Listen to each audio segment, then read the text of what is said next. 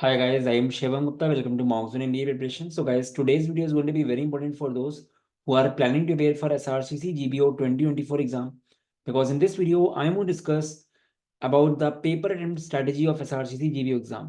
Guys, काफी लोग कहेंगे regarding this कि एग्जाम में 15 days ऑलमोस्ट रह गए, 15 से 18 days, और एग्जाम काफी स्पीड बेस्ड है. पेपर को कैसे अटेम्प्ट किया जाए जिससे हमारा स्कोर मैक्सिमाइज हो जाए. तो इस वीडियो में आपको सारी डिटेल्स मिलेगी. मैं कुछ पॉइंटर शेयर करूंगा, उसको अप्लाई करना आपके लिए काफी अच्छा रहेगा. वीडियो को लाइक एंड सब्सक्राइब करोगे तो अच्छा रहेगा, बिकॉज हम लोग के चैनल में लगातार content based plus notification based video बनते रहते हैं. चलो गाइस स्टार्ट कर लेते हैं. गाइस ये हम लोगों के Telegram, WhatsApp and Facebook group के लिंक्स हैं. आपको कमेंट सेक्शन में लिंक्स मिल जाएंगे. एसआरसीसी का भी ग्रुप अराउंड 3000 मेंबर्स का है, उसको आप ज्वाइन कर सकते हो. चलो गाइस स्टार्ट करते हैं. तो गाइस देखो, मेन चीज़ ये है कि एसआरसीसी का जो एग्जाम होता है उसमें आपको पता है कि कितने क्वेश्चन होते हैं. 160 क्वेश्चन होते हैं, ठीक है. तो गाइस मेन चीज़ आपको ये समझनी पड़ेगी कि 160 जो क्वेश्चन होते हैं और आपके पास टाइम होता है 2 आवर्स या 120 मिनट्स. तो अगर आप ध्यान से देखो तो आपको एक क्वेश्चन के लिए 1 मिनट से भी कम टाइम मिल रहा है. बट आपको गाइस ये बात समझनी पड़ेगी कि आपको सारे सारे 160 क्वेश्चन नहीं करने होते. तो अगर पेपर का लेवल अगर बढ़ता है तो आपको बहुत ही कम क्वेश्चन करने होते हैं. जैसे मैं अगर लास्ट ईयर की बात करूँ, लास्ट ईयर का लेवल काफी अच्छा आया था. तो जिसने 160 के आधे 80 80 क्वेश्चन को भी टारगेट किया होगा, मतलब 80 क्वेश्चन डायरेक्टली छोड़ दिए और 80 क्वेश्चन ही अटेम्प्ट किए उसने, 84 जो कितना हुआ, 320. अगर वो 320 मार्क्स का पेपर भी करके आया अटेम्प्ट, स्टिल कट ऑफ था 209 लास्ट ईयर. तो गैस ये एग्जाम ऐसा है ना कि यहाँ पे आपके अगर लीव करने का स्किल आपके पास है कि आप कौन सा क्वेश्चन कितनी जल्दी लीव करते हो, तो एग्जाम निकलना ईजी हो जाएगा. क्योंकि गैस इस एग्जाम में ऐसा होता है कि कुछ क्वेश्चन डेलिबरेटली इतने टफ डाले जाते हैं कि आपको चेक कर रहे हैं कि आप वाकई एक एफिशिएंट मैनेजर बनोगे कि नहीं. ठीक है. कुछ क्वेश्चन ऐसे हैं जो आप कर ही नहीं सकते जितना टाइम में. अगर आप टफ क्वेश्चन उठा रहे हो तो आपका मैनेजमेंट स्किल्स गलत है उनके अकॉर्डिंग. ठीक है. तो आपको ये बात समझनी पड़ेगी. जैसे काफी लोग पिंग करके पूछते हैं कि सर बहुत टफ क्वेश्चन आते हैं, कैट लेवल के क्वेश्चन आ गए. तो कुछ कुछ कैट लेवल के क्वेश्चन आपको टच ही नहीं करना है वहाँ पे. क्योंकि guys, बात आने की नहीं है, बात है कि कम टाइम में आप कितना मैक्सिमाइज कर रहे हो. क्योंकि हर क्वेश्चन का मार्क्स तो एक ही है. आपने अगर टफ क्वेश्चन उठाया तो आपका टाइम वेस्ट हुआ ना. उसके जगह आप 4 क्वेश्चन इंग्लिश से कर लेते. तो आपको ये चीज समझनी पड़ेगी कि वो they are checking knowledge, check कर रहे हैं. नॉलेज से ज्यादा दे आर चेकिंग कि आप कितने एफिशिएंट मैनेजर हो, कि आप कितने कम टाइम में कितना ज्यादा अपने आप को एफिशिएंटली देख सकते हो. तो आपके अंदर अगर ये डिसीजन मेकिंग पावर बन गई कि ये क्वेश्चन मुझे छोड़ना है, तो आपका एग्जाम निकल सकता है. ठीक है. लास्ट ईयर जिस तरह कॉन्ट्स का पेपर आया था, कुछ क्वेश्चन मैं बोलूंगा आईआईटी एडवांस लेवल के लगे मुझे. मतलब कैट के मान ही लो, आईआईटी मेंस मान सकते हो. मतलब कुछ क्वेश्चन ऐसे थे ग्राफ वाले जो बिल्कुल नहीं आने चाहिए थे. बट उसको छोड़ना ही पड़ेगा आपको. अगर आपने करा उसको तो कहीं ना कहीं गलत स्ट्रैटेजी थी, आपका टाइम वेस्ट हुआ उसमें. ठीक है. वो चीज़ है. चलो गाइस अब देखते हैं पॉइंटर्स कुछ. गाइस देखो, पहली बात तो क्या है कि काफी लोग क्या गलती करते हैं ना कि वो लोग सोच के बैठे हैं कि एलआर एंड बीए इजी आएगा, क्वांट्स बहुत टफ आएगा. गैस कुछ भरोसा नहीं एग्जाम का. तो ऐसा 2 साल से हो रहा है कि क्वांट्स जनरली टफ आता है, एलआर भी इजी आता है उसके कंपेरिजन में. बट यू नेवर नो क्या हो जाए ना. आप मान लो ऐसा हो गया कि एलआर में उन्होंने जीमैट की क्रिटिकल रीजनिंग दे दी, बहुत बड़े बड़े पैरा चंबल दे दिए बीए में, और क्वांट बहुत ईजी आ गई. तो आपको पहले से कुछ भी सोच के नहीं जाना है. आपको वहां पे देखना है कि क्या ईजी है, जो ईजी है करो. तो हर सेक्शन से इजी इजी उठाना है आपको. आप पहले से माइंड में रखो ही मत कि डीआई इजी आएगी या डीआई टफ आएगी. क्योंकि मैक्सिमम लोगों को मैं देख रहा हूँ एलआर एंड बीए को बोल रहे हैं. जैसे काफी लोग सोचे बैठे हैं कि हम 40 40 एलआर में करेंगे. मान लो यहाँ से आप सोचे गए कि आपको 40 आउट ऑफ 40 एलआर में करने हैं, और एलआर बिल्कुल ही गेम चेंजर बन गया वहां पे कि सारे क्वेश्चन क्रिटिकल रीजनिंग डाल दिए जीमैट वाले. उनको टफ करना ही था पेपर को. ठीक है. और क्वांट इजी डाल दिया. तो आपको ये समझना पड़ेगा कि आपको कुछ माइंड में रखना नहीं है. आपका जो स्ट्रॉन्ग सेक्शन है उसको स्ट्रॉन्ग करते रहो, बट माइंड में कुछ रख के मत चलो कि हमारा ये, हमको इतने क्वेश्चन इसके करने हैं. यू नेवर नो क्या हो जाए.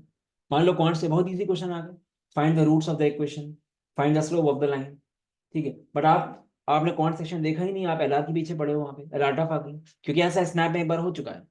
स्नैप में 2017 में क्वांट्स बहुत इजी आ गया था, एलआर टफ आ गया था, एंड बाद में लोग रिग्रेट कर रहे हैं कि क्वांट्स देखा ही नहीं उन्होंने. ठीक है. तो ये बात ध्यान रखना कि एग्जाम से पहले आप कुछ सोच नहीं सकते क्या हो जाए. You never no. आपका काम क्या है कि आपको हर सेक्शन की सारी वैरायटी करनी है mainly. ठीक है. तो not to assume the difficulty level of section.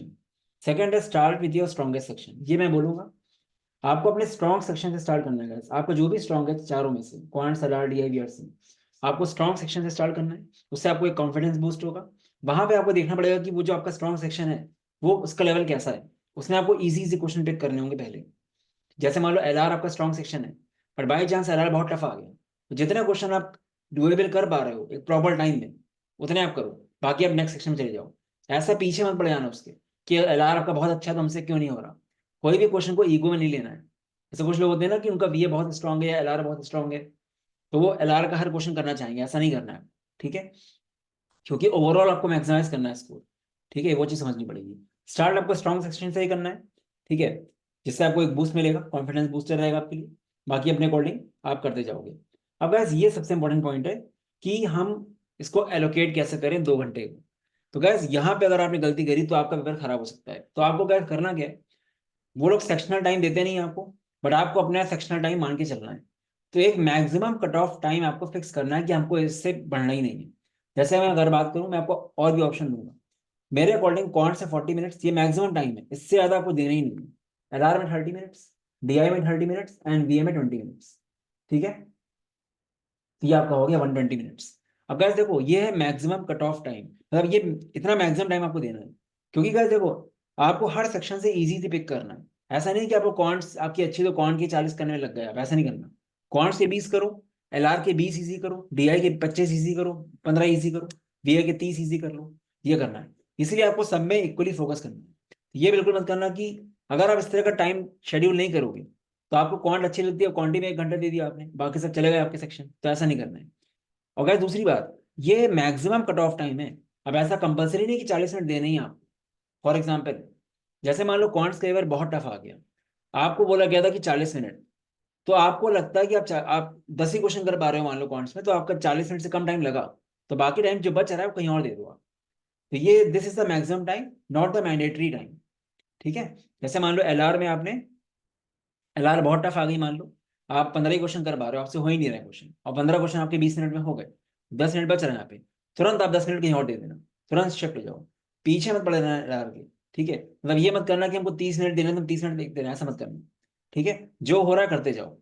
एक स्ट्रैटेजी है, और मेरे अकॉर्डिंग यही स्ट्रैटेजी बेस्ट होती है, कि आपने सारा सेक्शन वाइज दे दिया।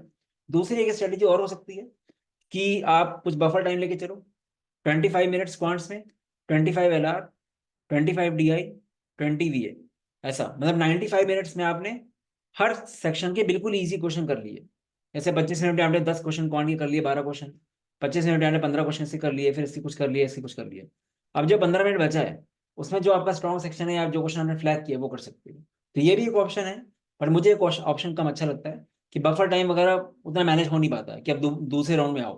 तो मेरे अकॉर्डिंग एक ही राउंड होना चाहिए, एक ही राउंड में अपना करो, बट इसका बहुत ध्यान देना, 40 से 41 नहीं होना चाहिए फिर, ठीक है। वो और ऐसा हो सकता है अगर आपने किसी गलत क्वेश्चन नहीं फंसने का है आपको, मेक श्योर आपको ये करना है कि इस 40 मिनट के अंदर आपके सारे डुएबल क्वेश्चन हो जाने चाहिए। ये नहीं होना चाहिए कि आप किसी क्वेश्चन में फंस गए, पता चला जब आप छोड़ रहे हो, एलआर में आ रहे हो, तो आपके इजी क्वेश्चन छूट गए कौन से। कहने मतलब क्या है, इस 40 मिनट्स में आपके सारे इजी क्वेश्चन, सारे सेटर्स हो जाने चाहिए। तो आपकी सेक्शन बाय सेक्शन क्या अप्रोच रहेगी, जैसे कौन से 40 मिनट्स हैं, 1 से 40 तक आप जल्दी जल्दी इजी से क्वेश्चन करो।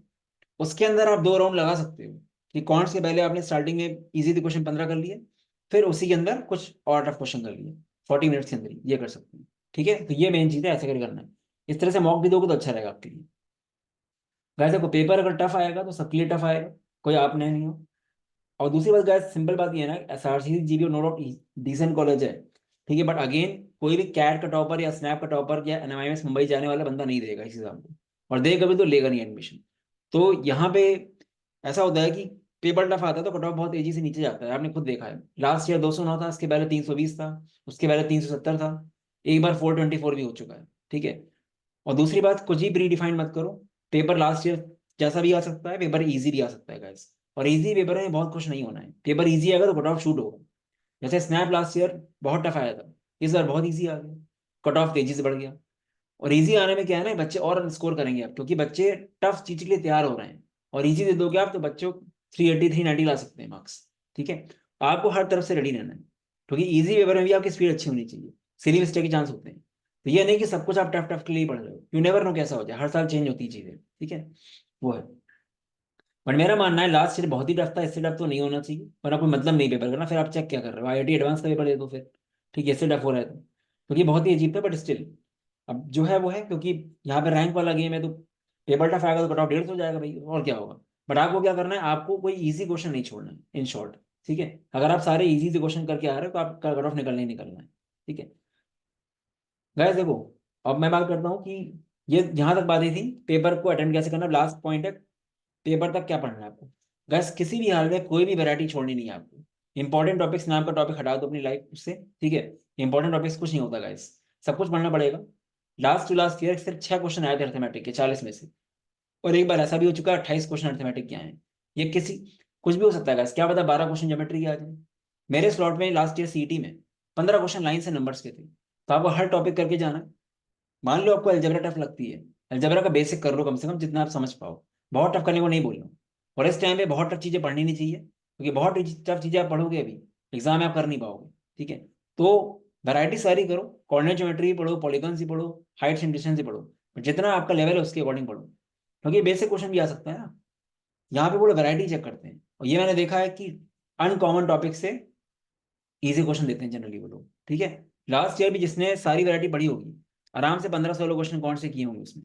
बट मैक्सिमम लोगों को टफ क्यों लगा, क्योंकि अर्थमेटिक टफ आई थी और बाकी टॉपिक लोग पढ़ते नहीं है इसलिए। तो गैस इस तरह से वैरायटी करना है, ठीक है। इस टाइम पे गैस देखो काफी लोग टेस्ट में फोकस करते हैं। आई नो मॉक टेस्ट देना बहुत जरूरी है क्योंकि speed based exam, but mock test के अलावा इस टाइम पे जितनी नॉलेज बढ़ा लो, जितनी वैरायटी कर लो अगर, उतना आपके लिए अच्छा है, क्योंकि it is all about variety. सामने जो क्वेश्चन आपको दिख रहा है एग्जाम में वो आपका देखा हुआ क्वेश्चन होगा तो आप तुरंत कर लोगे। कोई वैदिक मैथ्स की जरूरत नहीं है यहाँ पे, बैंकिंग के पेपर नहीं दे रहे हो। सिंपल सी बात है, वैरायटी कितनी क्वेश्चन टाइप्स आप कर रहे हो, ठीक है। तो लर्निंग अभी भी आपके पास 15 से 20 दिन है, ठीक है। मतलब 15 दिन तो मान ही लो आपके पास है, 15 दिन में भी आप काफी कुछ कर सकते हो। ये मेक श्योर करो कि आप ज्यादा से ज्यादा चीज नहीं सीख पाओ, न्यू चीजें, ठीक है, पर बहुत टफ ना हो, ठीक है। तो ये स्ट्रैटेजी है। बाकी गाइस कोई अभी भी अगर एक प्रॉपर वे में कुछ बूस्ट करना चाहता है score, they can must check out our crash course. इसका प्राइस हमने एक्सट्रीमली इकोनॉमिकल रखा हुआ है। इसमें आपको मॉक्स ही मिलते हैं, साथ में कुछ प्रैक्टिस शीट्स मिलती हैं, उसमें आपको सब कुछ नहीं करना है। जो आपको मेन चीज गैस क्या है कि पीवाईक्यूज की वीडियो सॉल्यूशंस हैं, वो तो है ही है। साथ में जो कंसर्ट वीडियोस हैं, ये करीब 60+ वीडियोस हैं। इसमें मेन मेन वीडियोस जो मुझे लगते हैं कि आपको देखना चाहिए मस्ट, वो आप देख सकते हो। और आराम से 20-20 मिनट की वीडियो आराम से आप देख लोगे। प्लस लाइव सेशन से आपको काफी हेल्प मिलेगी। लाइव सेशन के अलावा व्हाट्सएप सेशन भी हो रहे हैं। उसके अलावा ग्रुप बना हुआ है व्हाट्सएप पे, वहां पे हम डेली एक वीडियो, मुझे जो लगता है कि वीडियो आपको देखना चाहिए मस्ट, कम टाइम में ज्यादा नॉलेज गेन कर लो, वो चीजें। तो इस कोर्स का प्राइस कम से कम 2100 होना चाहिए। हमने प्राइसिंग 700 रखी है। More than 170 students have enrolled. Last year इसी कोर्स को लेके कम से कम 30 बच्चों को कॉल आई थी। तो कम टाइम में ज्यादा, बिकॉज खाली अगर आप मॉक्स लेना चाहो ले सकते हो, बट मॉक एक तरह का टेस्ट है खाली, उससे आप बहुत कुछ सीखते नहीं। बस आपने जो पढ़ा वो आप सीख जाओगे, वो आप समझ जाओगे कितने नंबर आ रहे हैं। मॉक के साथ साथ नॉलेज बढ़ाना भी जरूरी है। डिफरेंस ऐसा है, काफी इकोनॉमिकल, ठीक है। तो अभी भी अगर टाइम है, ये कोर्स डिजाइन ही इसलिए किया था कि कोई अगर एक हफ्ते पहले भी ले, तब भी एक हफ्ते में काफी गेम चेंज हो सकता है उसका, ठीक है। क्योंकि guys, कुछ कुछ क्वेश्चन ऐसे होते हैं जो 10-10 सेकंड के हैं, बस आपको आने चाहिए, ठीक है। जैसे मैं एग्जांपल देता हूँ आपको, मान लो पूछा गया है सम ऑफ कोफिशिएंट्स, कोई एग्जाम्पल देकर बताता हूँ आपको क्या मैं बोलना चाह रहा हूँ। जैसे X plus Y equal to 100 लिखा है, एक्स प्लस वाई की पावर 100। आपका पहला क्वेश्चन एसआरसीसी में आ गया, find the sum of all the coefficients of this.